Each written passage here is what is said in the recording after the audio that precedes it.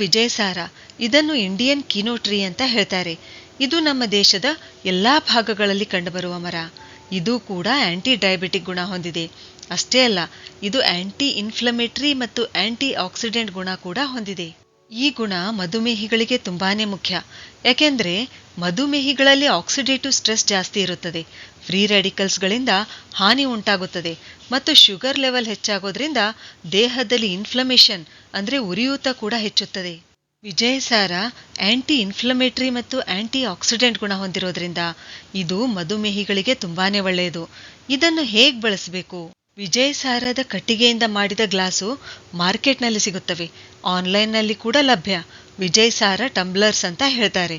ಈ ವಿಜಯಸಾರ ಗ್ಲಾಸ್ನಲ್ಲಿ ರಾತ್ರಿ ಬಿಸಿ ನೀರು ತುಂಬಿಡಬೇಕು.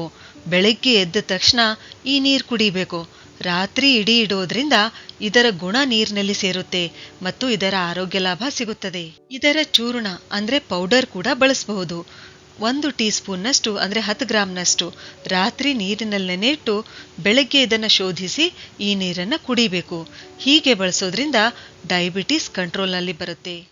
ಅಮೃತ ಬಳ್ಳಿ ಈ ಗಿಡಮೂಲಿಕೆ ಅಂತೂ ಕೋವಿಡ್ ಸಮಯದಲ್ಲಿ ಎಲ್ರಿಗೂ ಪರಿಚಯವಾಗಿದೆ. ಇದು ಇಮ್ಯುನಿಟಿ ಹೆಚ್ಚಿಸುವ ಮೂಲಿಕೆ.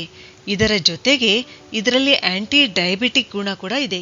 ಇದರಲ್ಲಿ ಕೂಡ ಇಂಥ ಕೆಲವು ರಾಸಾಯನಿಕ ಸತ್ವಗಳಿವೆ.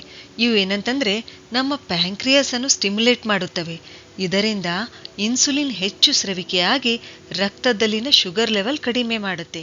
ಅಷ್ಟೇ ಅಲ್ಲ, ಅಮೃತ ಬಳ್ಳಿಯು ಡಯಾಬಿಟಿಸ್ನಿಂದ ಆಗುವ ಸೈಡ್ ಎಫೆಕ್ಟ್ಸ್ ಅಂದ್ರೆ ವೀಕ್ನೆಸ್ ಆಗಿರಬಹುದು, ಸ್ನಾಯು ದೌರ್ಬಲ್ಯ, ಪದೇ ಪದೇ ಮೂತ್ರ ಬರೋದು, ಕೂದಲು ಉದುರುವುದು ಈ ಸಮಸ್ಯೆಗಳನ್ನು ಕೂಡ ಕಡಿಮೆ ಮಾಡುತ್ತೆ. ಅಮೃತ ಬಳ್ಳಿಯನ್ನು ಹೇಗೆ ಬಳಸಬೇಕು ಅಂದ್ರೆ ಇದರ ಎಲೆ ಮತ್ತು ಕಾಂಡ ನೀರಿನಲ್ಲಿ ಕುದಿಸಿ ಶೋಧಿಸಿ ಕಷಾಯ ಮಾಡಿ ಸ್ವಲ್ಪ ತಣ್ಣಗಾದ್ಮೇಲೆ ಕುಡಿಬಹುದು.